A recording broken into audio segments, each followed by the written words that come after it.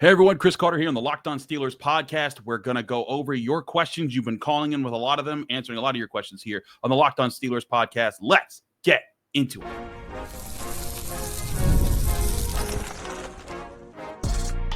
You are Locked On Steelers, your daily Pittsburgh Steelers podcast, part of the Locked On Podcast Network, your team every day.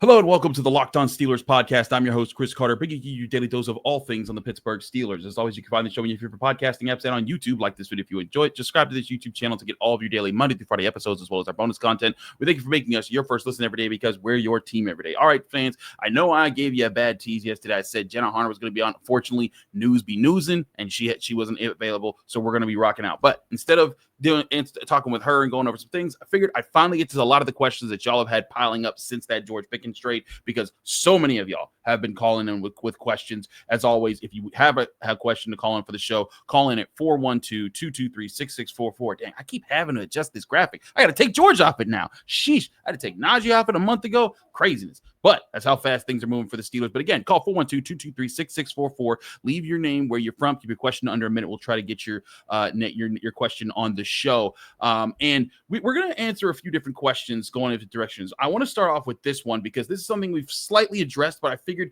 it was worth bringing back up again because, hey, there has a track record, and I did ask Mike Tomlin about this, or actually I asked Omar Khan about this back during rookie camp. Here is Braden from Lima, Ohio. Hey, Chris, this is Braden from Lima, Ohio, man. This is post-George Pickens trade, and I just had a quick question because, you know, when you do a certain thing for a long time and you kind of do the same steps and don't really change up the ways, you're going to run into a problem. So my question is Mike Tomlin the problem for our wide receiver behavior issues? Because I go down the list and I see Martavis Bryant was traded in 2018 for behavior issues, AB behavior issues, Chase Claypool, Diontae Johnson, and now George Pickens apparently for behavior issues. But is Mike Tomlin being the player-friendly coach that he is, him being so laid back and so cool, let the players do what they want to do, is that being a problem here in Pittsburgh for wide receivers? Because we know around the league everybody's a diva. But is, like I say, Mike Tomlin being who he is a problem for our young receivers? Thank you, Chris. Hope you enjoy the question and can answer it to my abilities or your best abilities. Saying love the show. Appreciate you, bye. And yeah, stay prayed up, man. Appreciate you. Thank you, Braden, for the question. As always, 412-223-6644. Leave your name, where you're from. Keep your question under a minute. Braden, I get your question there. But I ask you, what team doesn't deal with wide receiver drama and craziness? Didn't the Eagles, who just won the Super Bowl championship, have A.J. Brown reading a book on the sideline during a playoff game because he wasn't getting the ball enough? I think Nick Sirianni isn't at fault for that. It's just, hey, some receivers be like that. Some players be like that. And it's also, I think a big part of this is these guys are adults. I think oftentimes when people talk about these players as if, oh, is the coach letting them do? The coach ain't these are grown men. They're going to do what they're going to do. Now, you can set a tone and you can say, hey, I need you to meet this standard, but then it's up to them to meet that standard. You know, I think it's up to whether or not a player is going to say, you know, I'm going to adhere to the code that they're asking me to adhere to and grow up. I think an example of that, if you look back at Rod Woodson in his early days, you know, he was a lot cockier. He kind of humbled himself a little bit, and he became a different kind of a player. Marquise Pouncey was one of those guys for the Steelers. If you want a contemporary example, there's clips of him like going off on the sideline, losing it, and Mike Tomlin saying, "Look at me, get in the game," and he would humble himself and get back into it. Sometimes there's just guys that are like that. But let's look back at how the Steelers have fared when it comes to these trades and sending these guys off. Are the Steelers really the problem, or is it just, hey, you know what, wide receivers and players in the NFL, sometimes they're just like this. They have these moments where they do these types of things. And for me, I think it's more so that it's not like other teams don't deal with it. Heck, Andy Reid had Kadarius Toney line up off sides and ruin a game-winning play for them. Also dropped 3 passes in another big game that cost them another loss when he was with the Chiefs. Andy Reid's a good coach. I don't think it's that these guys getting babied or anything. It's just, hey, Mike Tomlin's approach is he's going to treat you like an adult and say, hey, you know what? I'm going to expect you to meet my standard. I'm not going to baby you every second, because babying players would be checking in on them every second and say, oh, hey, I need you to be here at this time. I need you to be here at this that time. And not giving them the responsibility to show up and prove who they're going to be, because that's how I was just raised. Like, if you didn't meet the standard, there was going to be consequences. And like George Pickens, I don't think he met the standard. His consequence, he's traded out of town. And that's that situation. And you look at the Steelers, I think that they're not having the patience for that past, you're a couple years. They'll say, hey, let's give him time to grow. Let's not be on a one strike basis. But George Pickens was given his chances. The Steelers sent him out of town. Was Mike Tomlin too soft on Antonio Brown? I don't know. He got him to be a several times first team All-Pro wide receiver, handled him for 9 years. No one else in the league could handle him for more than one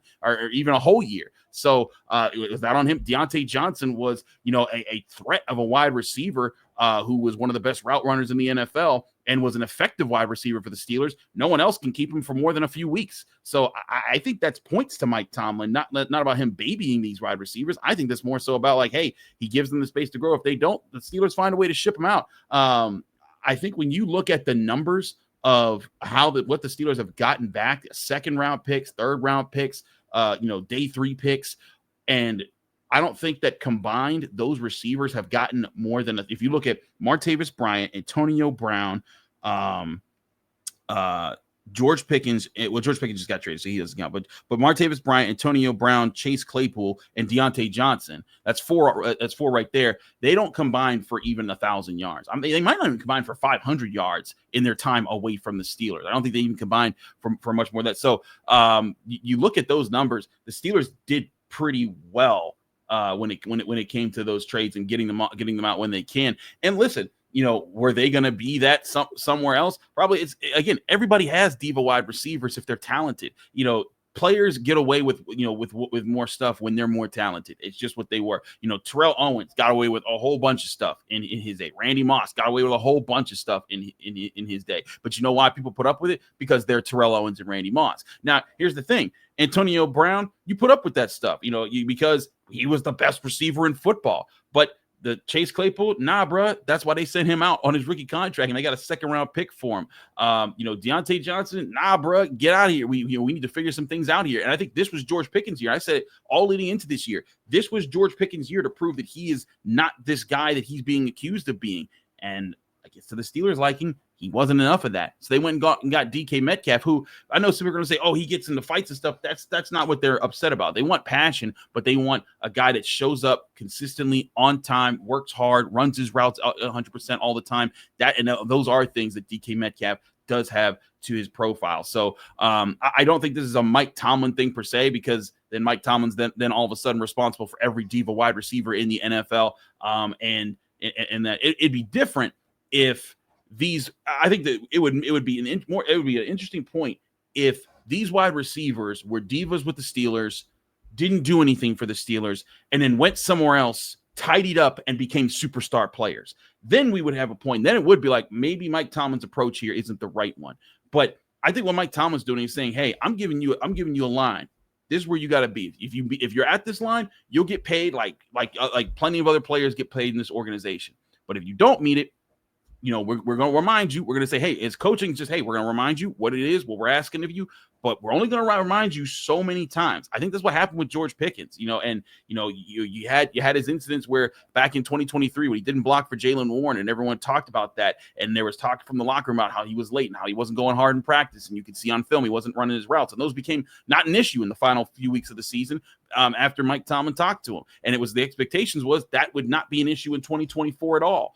And then it was. And so it's like, you know what? We've given you every opportunity. We've gone it. There's no point to repeat yourself. So just move on, get value for them. They got a 3rd round pick. Now they're moving on. That's what that is. Same thing with Diontae Johnson. Diontae Johnson had several other issues.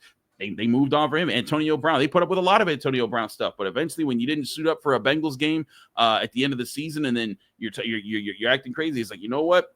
That's our line. You may be the superstar, but we'll get him out here. And they got him out at the perfect right time because he asked to be cut from the Raiders and then bounced around everywhere after that and had a whole lot of issues. So if anything, I think the Steelers have the right temperament for how to deal with diva wide receivers, is try to get the most out of them, demand, for them to meet your standard. And if they don't try to force it to happen. Just say, you know what, we're moving on and we're finding somebody else who will meet that standard. So thank you for the question, Braden. I do think it's important though to note how again, it'd be one thing if the Steelers were getting the worst of these guys and then the best of them was coming out somewhere else. And who knows, maybe George Pickens will finally break that trend. But when you look at guys that were sent away from the Steelers, and I'm not talking about guys that were just let go in free agency like Emmanuel Sanders and Mike Wallace. Emmanuel Sanders did do better. Granted, he went to Peyton Manning. He should do better there. Mike Wallace didn't do better. But those guys weren't malcontents. They were just, hey, they can't pay because they can't pay you because Antonio Brown's going to get all the money, and they got to pay Ben Roethlisberger and all these other players that they're paying big money to. But guys that they actively said we want to send away, even like Santonio Holmes, they don't. Their best, all of their best years, if you look at them, even Chase Claypool, were with the Pittsburgh Steelers. So, statistically, production-wise, that's the case there. We got a few more questions we want to get to. We'll get to those here on the Locked On Steelers podcast. I'm your host, Chris Carter. Stick with us. We'll be right back. But first, I remind you, this show is also brought to you by Gametime. There's nothing like the atmosphere of an NBA playoff game. Every bucket, every defensive stop, every moment feels huge. It's electric in the arena, and with Gametime, you can be part of it without the stress of last-minute ticket hunting. Gametime makes it fast and easy to get playoff tickets, even when demand is sky high. Prices on the app actually go down as tip-off gets closer, and their last-minute ticket deals can save you up to 60%. Here's why Gametime is the place that you got to use. They have all-in pricing, which means no surprise fees at checkouts. What you see is what you pay. They have a seat view feature in their app that is a game changer. Before you even hit buy, you can see exactly what the view will be from your seat in that venue. It's so reassuring. And the best part, you're covered with Gametime's lowest price guarantee. If you find a better deal somewhere else, they will find you 110% of the difference of those prices. Take the guesswork out of buying tickets with Gametime. Download the Gametime app, create an account, use code LOCKEDONNFL for $20 off your first purchase. Terms and conditions apply. Again, that's LOCKEDONNFL for $20 off when you go to Gametime today. Download Gametime today. Last minute tickets, lowest price guaranteed.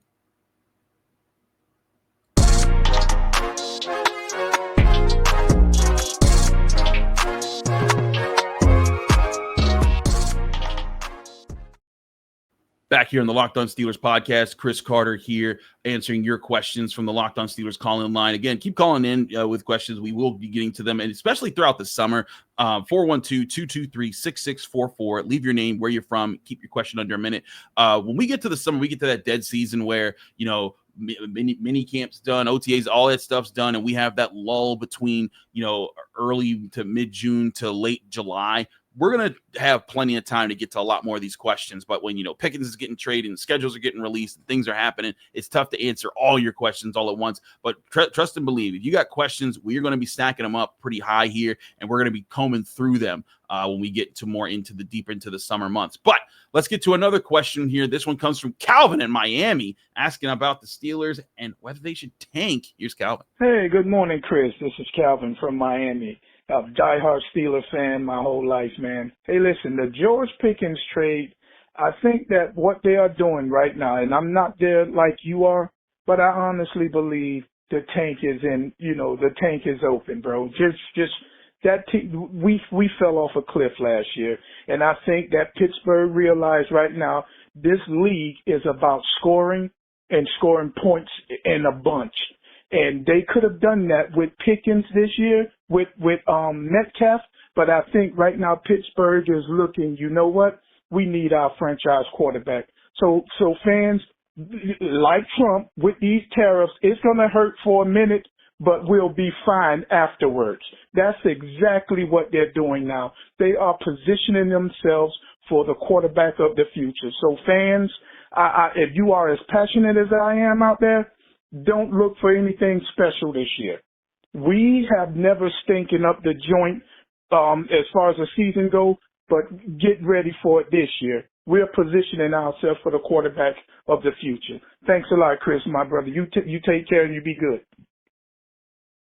Thank you, Calvin. Appreciate you reaching out there. And with that, again, call 412-223-6644 like Calvin to get your question on the show. So I agree that they are looking to the future with this trade of George Pickens, but I don't think that means they're tanking, Calvin. And when I say tanking to me is not trying to win it all.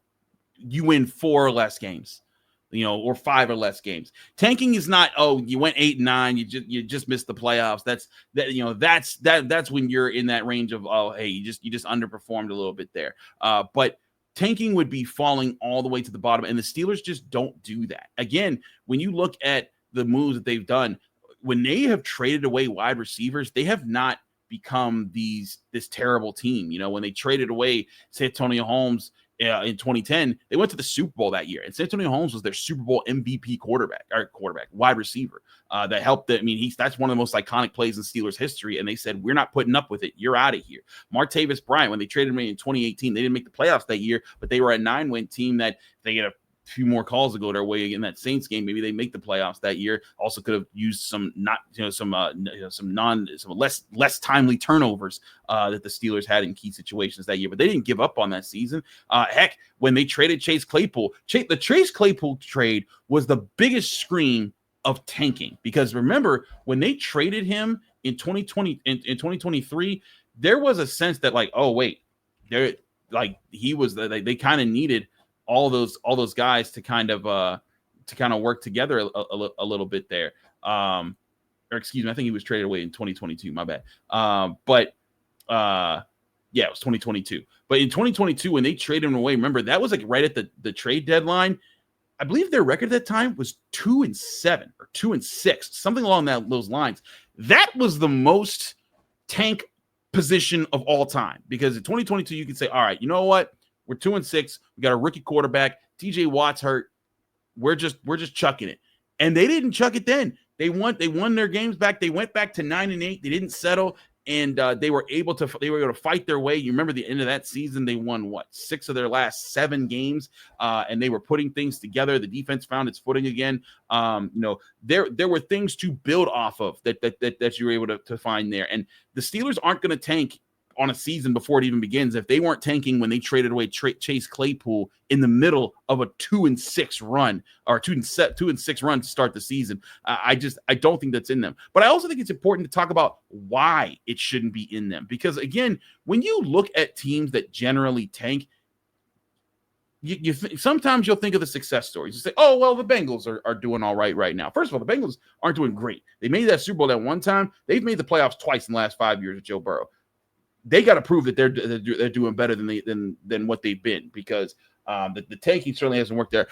You run the risk when you tank so much of being the Browns, of being the Jaguars. The Lions are fine right now, but they tanked for years, and it took a long time to dig yourself up out of there, because part of what happens with tanking is people stop believing, people stop caring. Look at the Pirates. The Pirates are tanking. Granted, it's different with baseball. There's no salary cap there, but the Pirates have been tanking. That doesn't change anything. They get some high draft picks, but the organization is terrible. No one believes. No one fights. No one wants to has the camaraderie. There is a sense of ownership in the Steelers organization right now. Cam Hayward, TJ Watt. These guys believe it. Alex Highsmith. And I even think a lot of these younger guys are like, this is our organization. We're going to make this work. I think there's a belief amongst this offensive line that they're going to put it together.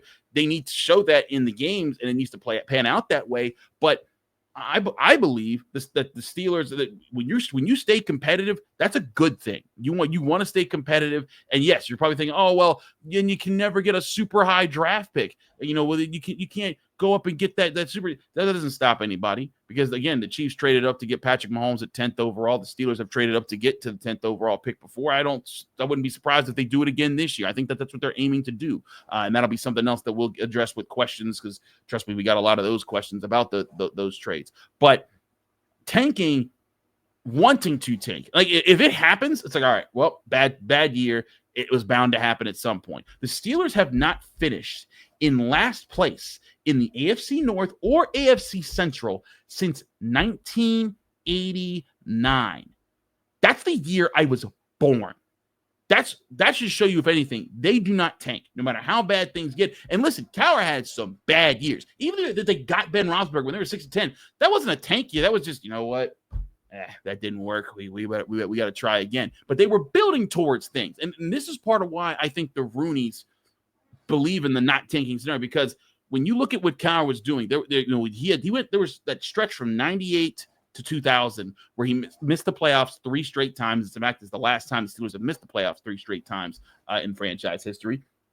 They had a 7-9 year, a 6-10 year, and a 9-7 year. And they extended Bill Cowher. And when they looked at it, but Dan Rooney was like, I extended him because this team still believes. There's still people that fight for it. And sure enough, the next year they went to the AFC Championship game. They lost to the Patriots and is that a third. But it was clear Bill Cowher had not lost the control of the locker room, had not lost the belief of his players, just as Mike Tomlin hasn't. So long as this team is competing and fighting and getting wins, you're going to keep fighting and doing it there, because eventually you're trusting that your front office is going to keep assembling talent, and then you're going to be back on the plus side with your roster, which is where I think the Steelers might be close to getting. If this offensive line coalesces this year with the picks that they've made, if they can be healthy, if these defensive line picks can come in and help it replenish the run defense, I think there's a chance this team could be a dangerous team in the trenches. And then if they become that team that's good on that side, they draft their quarterback next year, the offense takes a step forward, they're a better running team,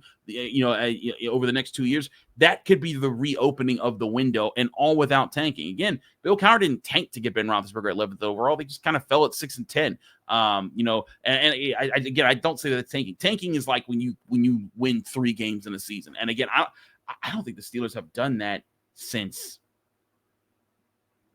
the early years of Chuck Noll. I think the worst season that they've had under Chuck Noll was a 5-win season. I'm scrolling through that now as I'm literally looking at that. The last time they won less than 6 games was 1988. So crazy enough. So actually, 1988 was the last time that they were. So before I was born was the last time they were last in a division. But that was 5. They were 5-11 that year. That's the lowest record. That's the lowest amount of wins that they've had in a season since 1969 when they hired Chuck Noll. So it's part of who the Steelers are. They don't tank, and for good reason, because it allows you to stay focused, keep your core players, and actually keep building towards something. Even if that something's not right around the corner, maybe it's a couple steps. But you got to keep building. You got to keep believing. You need your players to keep believing. Thank you, Calvin, for your question from Miami. We got one more question on the quarterback situation. Some people still believe Mason Rudolph could be the guy. We'll take that question next here on the Locked On Steelers podcast.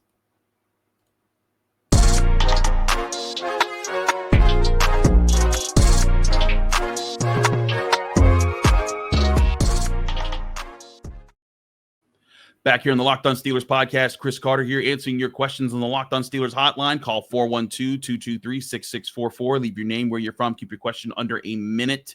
Be sure to do that. We got one more question. This one comes from Kevin, all the way out in Fayetteville, North Carolina. Shout out Steelers Nation again, just being all over the place. We got Lima, Ohio. We got Miami, Florida. We got North Carolina. I also have calls coming from California, West Virginia, and in New York. In future shows, so we couldn't get all the calls in this show, and we got plenty of more on top of that. Like, trust me, like I have at least like 35 different calls that I've said like this will work for the show, but I have to figure out a way to make it work with what we're talking about that day. So trust and believe. I see y'all calls and I thank you for them, but sometimes we can't get to all of them right away. Here's Kevin from Fayetteville about Mason Rudolph. Hey, Chris, this is Kevin from Fayetteville, North Carolina, and I just want to say, and maybe you can help me out with this. I'm a huge Mason Rudolph fan, and I'm just wondering why the Steelers don't stand by or haven't stood behind him like the Rams did Kurt Warner. And Kurt Warner panned out. I'm not saying that Mason is Kurt Warner, but especially if we don't get Rodgers, why can't they just all rally around Mason? We have all the weapons, and if the offensive line holds up, we got a running game and wide receiver. Why can't we just all stand behind Mason until we can find, I guess, someone else in the next draft coming up? Just want your opinion. Thanks, man. Love the show. Keep it up. Thank you, Kevin, from Fayetteville, North Carolina. As always, Chris Carter here. You can call me in. Call into the Locked On Steelers podcast at 412-223-6644. Leave your name, where you're from. Keep your question under a minute. Kevin, okay, so let's address a few things here. Before we get to Kurt Warner, let's talk about Mason Rudolph. I think the Steelers do believe in Mason Rudolph in the sense that we think that you have a chance.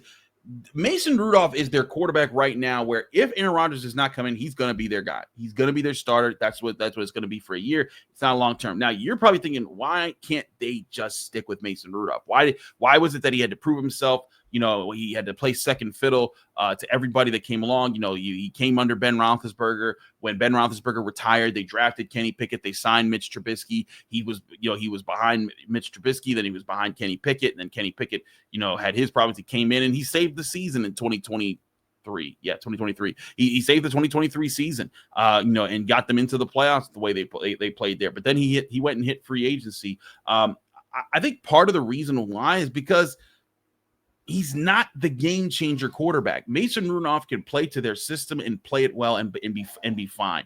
And that's good enough. But when you look at like what he did in Tennessee, when he went to Tennessee, that was his big chance because he was going to get chances and he started 5 games for them to show, hey, I'm more than just a Steelers backup. I can be more than Charlie Batch, because Charlie Batch had some good starts, for the Steelers in pinches for Ben Roethlisberger. But it was clear Charlie Batch wasn't a starting quarterback anymore in the NFL. So when you're looking at Mason Rudolph, what did he do last year when he went into the Titans? And again, I didn't hold anything against Mason Rudolph wanting to do that. He needed to see for himself, hey, what can I do when I'm given a chance? And he was given a chance. Well, in his 5 starts, the Titans went 1-5. He completed 146 out of 228 passes for 64%, 1,530 yards, 9 touchdowns, 9 interceptions. Did have a game-winning drive. In that game. But in those games, but he was also sacked 11 times, quarterback rating of 80.1, not great. So, and granted, that's the Titans. They just had the first overall pick for a reason, right? But I think Mason Rudolph, and saying with respect to Mason, this is who he is. He's a bridge quarterback. He's a backup quarterback. He's a guy that when you have pieces around him, you can make things work. To compare it to Kurt Warner, I think misunderstands what Kurt Warner was for the Rams. Remember, Kurt Warner came back into the NFL after years of not being in it. He was 27 years old when he signed with the Rams, and he only appeared in one game in 1998 when he was there. And then in 1999, he only ever got a chance because Trent Green, who was supposed to be their starting quarterback, went down with a leg injury that ended his season. And then he started the whole season, and then he just went ballistic. And he had 41 touchdowns, leading the NFL that year with 13 interceptions. His completion rate was 65.1, which back in 1991 was really doggone good. Or 1999 was really doggone good, and that led the NFL. For 3 straight years, he led the NFL in completion percentage in 1999, 2000, and 2001, all in the mid to high 60s. And then in 2001, he led the NFL with 4,830 passing yards. And then he also had 36 touchdowns and 22 interceptions. Those 36 touchdowns twice. He has led the NFL in total touchdowns. That's what Kurt Warner was. Mason Rudolph has never been in that position for the Steelers. His first year with the Steelers, 13 touchdowns, 9 interceptions. In 2020, he got to appear in 5 games, started 1. They lost it, 2 touchdowns to 1 interceptions. In 2021, he had to start that Lions game. They tied that game. He threw 1 touchdown, 1 interceptions. 2023, that was the best run. When he had those 3 straight games, he started 3 games, won 3 games, threw 3 touchdowns, no interceptions. But again, you look back at those games, you think back to those touchdowns. All 3 of those touchdowns were, George, take that and run. Diontae, take that and run. That's what they were. And they were good throws. They were in sync, in the rhythm, exactly what you want from a quarterback. But they were not game changer throws. They were not the quarterback is the X factor type of throws. And that's what you want if you're going to bank on a guy being a franchise guy. So it's not being unfair to Mason and why he can't just be labeled QB1 for the future. If Mason comes out this year and throws 40 touchdowns and 10 interceptions or whatever, the Steelers, oh, you know what? Hey, maybe we got something here. Maybe there's something going on here. But maybe then we'll reevaluate that, because then there's also how he does it, right? Because like Sam Darnold was lighting it up for the Vikings, and I was telling everybody that is not just Sam Darnold. That's because he has Justin Jefferson and Jordan Addison, and they're making that work right now. But if Mason Rudolph shows that potential, that changed the conversation. But right now, he hasn't changed that. And but at the same time, the Steelers like him. They said, hey, come on back. We believe in you. And he's in the position where if Aaron Rodgers don't sign, he's going to be the starting quarterback, and they're going to give him a shot there. Now, he's not the long-term plan because, again, he has a track record of 5 years in the NFL or 6 years in the NFL, and he's not shown that he can be that guy. But they're believing him in enough to say, hey, we think you can do it this year if called upon. So here's a chance. Here's a 2-year contract, and I think that's just fine. Also, like I tell people all the time, when people are like, oh, man, poor Mason Rudolph. If Mason Rudolph lives out the rest of his years as a Steelers backup quarterback, that's a pretty good job when you think about it, because Mason Rudolph is making millions of dollars to not get hit. I say this all the time. Like, people don't understand that, like, football ages you differently when you're looking at how at how things kind of how it, like, hits and just the physicality of the game, how it changes you throughout your life. I joked about that with Arthur Moats once, and he was like, because we're the same age, and he was like, come on, man, I'm 32. And I'm like, yeah, I'm 32. This was years ago. I'm not 32 anymore. But he was like, but it was Dwayne Haskins who was sitting next to us, and he was like, yeah, but he's football 32, Chris. I'm like, yeah, you're right. I'm being a jerk trying to make fun of Arthur Moats being lazy for a few seconds. But it was just when we were goofing off during a celebrity softball game. But point being, Mason Rudolph don't have to deal with none of that. You know why? Mason Rudolph can just be a backup quarterback and just not get hit every year. Also, he's making what, $2.8 million this year, $4.6 million next year. In his career so far, at least according to overthecap.com, he's made 20.5. He'll have made, by the end of 2026, he'll have made $20.5 million in the NFL as a backup quarterback. And again, he'll be 33 by that time. He'll be able to be a backup quarterback for at least another 5 years. You know how people love to keep around their backup quarterbacks. If you could make $2 to $4 million just to sit on the bench, occasionally come in and win a football game or throw the ball around and not get destroyed every year, that's good money. I think Mason Rudolph is just fine. And again, it's not a slight to him. It's just we know who he is, and the Steelers know who he is, but they still are appreciative enough to say, hey, come on back to the organization. But thank you for your question, Kevin. Also, Calvin and Braden, thank you for your questions. This has been the Locked On Steelers podcast. We'll get to more of your questions next week here. We hope that you guys have a great weekend. Remember to tune into this show on your favorite podcasting apps and on YouTube. Like this video if you enjoyed. Subscribe to this YouTube channel to get all of your daily Monday through Friday episodes, as well as our bonus content. We thank you for making us your first listen every day. We'll be back here Monday with more here on the Locked On Steelers podcast.